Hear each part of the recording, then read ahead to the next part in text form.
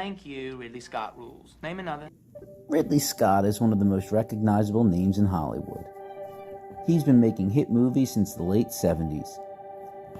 His resume includes such massive hits as Alien, Blade Runner, I need the old Blade Runner, Thelma and Louise, American Gangster, and The Martian. He's won several awards and was actually knighted by Queen Elizabeth II.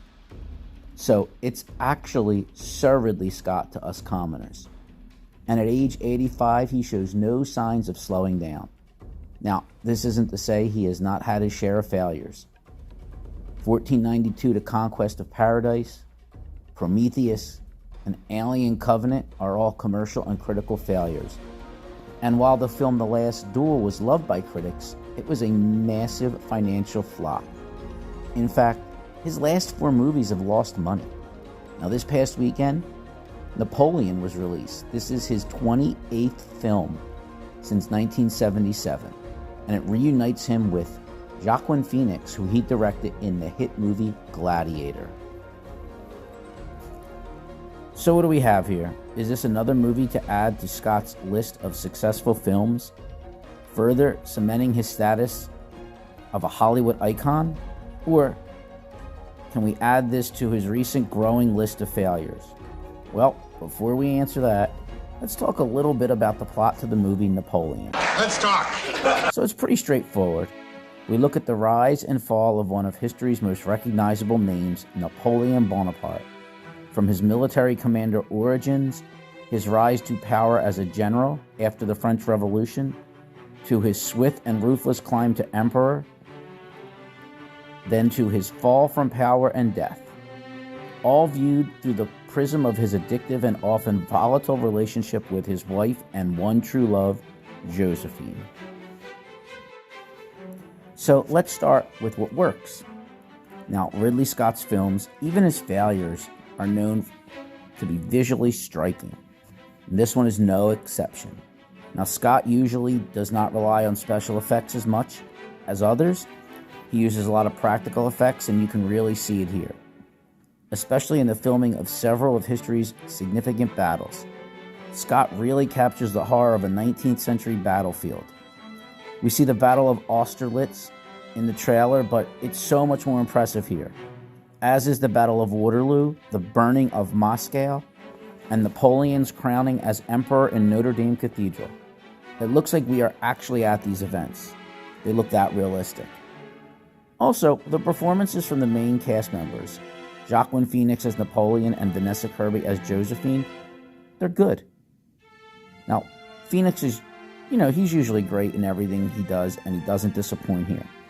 Kirby is fantastic as Josephine, playing her with a bit of mercurial comic twist. When they appear on screen together, you really feel the toxic and codependent nature of this relationship. On the negative side, this film starts off so choppy. It just seems to jump from scene to scene. It time jumps when you don't know it, and then you catch up and it does it again. It's really hard to follow for that first hour.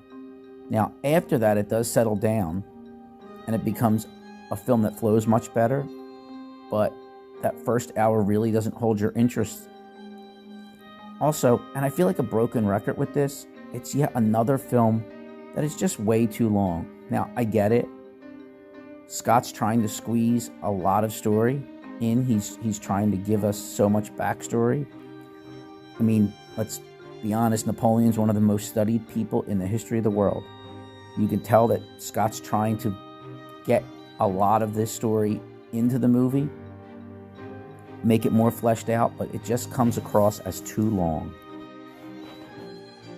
So overall, Napoleon, it's rough around the edges, but it works fairly well at times. It's gloriously shot, and the brutality and the fierce nature of it pulls you into the experience. But it's a bit of a disappointment, attempting to cram an abundance of information into its 160-minute runtime. Sadly, this results in a film with a choppy narrative. Its visual allure on the big screen is undeniable, but I was expecting more from this movie. I didn't hate it, but I didn't love it. Now, time will tell if it's a success or not. It has a $200 million budget, so it's going to be hard for this movie to make money. Remember, the rule of thumb is a movie has to make 2.5 to 3 times its budget to break even. So you're looking at a movie here that has to make $500 million just to not lose money. I guess we'll see. Now, if you're a fan of Scott, you might like this. You'll like its visuals. But I can't recommend seeing this in the theater. I would see it at home. I might even wait for the director's cut to come out, which is always longer, but it may add more to the story, so it may flow better. But who knows when that will be. Well, that's it for me this week. Tune in next week when you will be blessed by my opinion on whatever I see. Also, keep a lookout for my end of the year top 40 countdown. It looks like I will have seen 40 films in the theaters this year, and I'm going to give a countdown from worst to best.